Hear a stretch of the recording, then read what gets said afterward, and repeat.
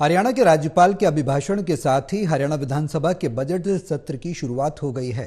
हरियाणा विधानसभा के बजट सत्र के पहले ही दिन विपक्ष की ओर से हरियाणा की बीजेपी जेजेपी गठबंधन सरकार के खिलाफ अविश्वास प्रस्ताव को विधानसभा अध्यक्ष ने चर्चा के लिए मंजूरी दे दी है।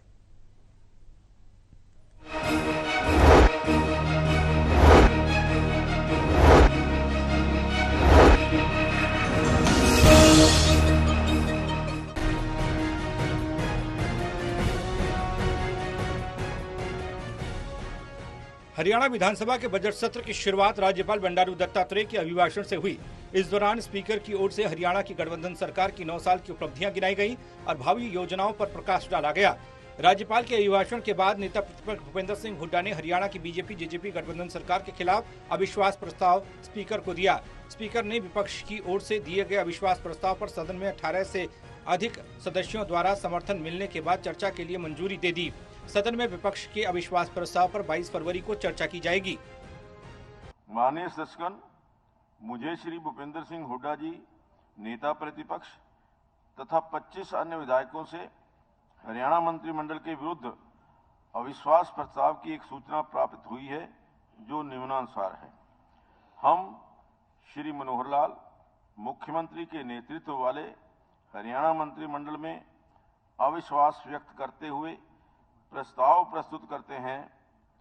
मैं उन सदस्यों से जो इस प्रस्ताव को प्रस्तुत करने की अनुमति दिए जाने के पक्ष में हैं, अनुरोध करता हूं कि वह अपने अपने स्थान पर खड़े हो जाएं। हरियाणा की गठबंधन सरकार के खिलाफ प्रमुख विपक्षी दल कांग्रेस की ओर से लाए गए अविश्वास प्रस्ताव पर चर्चा के दौरान कांग्रेस गठबंधन सरकार के 9 साल की खामियों को जनता के समक्ष रखने का प्रयास करेगी।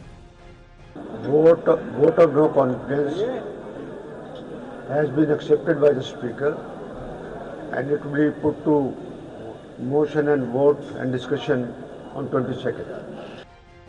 संख्या बल के लिहाज से यदि देखा जाए तो 90 सदस्यीय हरियाणा विधानसभा में बीजेपी और जेजेपी गठबंधन के 50 सदस्य हैं और उन्हें निर्दलीय का समर्थन भी हासिल है। 20 फरवरी 2024 को आरंभ हुई है। मैं इसका प्रतिवेदन प्रस्तुत करना अपेक्षित है, क्योंकि मामला अत्यधिक संवेदनशील है। इसलिए विस्तृत जांच के बिना समीक्षाधीन मामले पर प्रतिवेदन प्रस्तुत करना उचित नहीं होगा। यह मामला कमेटी के सक्रिय विचाराधीन है। तदनुसार कमेटी अपना प्रतिवेदन सदन में प्रस्तुत करने के लिए अतिरिक्त समय चाहती है। कमेटी आगे सिफारिश करती है कि प्रतिवेदन को प्रस्तुत करने का समय हरियाणा विधानसभा के अगले स्तर की प्रथम बैठक तक बढ़ाया जाए। इसलिए मैं प्रस्ताव करता हूं कि प्रतिवेदन को प्रस्तुत करने का समय हरियाणा विधानसभा के अगले सत्र की प्रथम बैठक तक बढ़ाया जाए। सदन में संख्या बल के लिहाज से हरियाणा में बीजेपी जेजेपी गठबंधन सरकार को इस अविश्वास प्रस्ताव से कोई खतरा न हो, लेकिन विपक्ष सदन में अविश्वास प्रस्ताव पर चर्चा के बहाने मनोहर सरकार की 9 साल की नाकामियों को गिनवाने में जरूर कामयाब दिखाई दे रहा है। कैमरा पर्सन राजेश के साथ देवेंद्र कथुरिया, चंडीगढ़।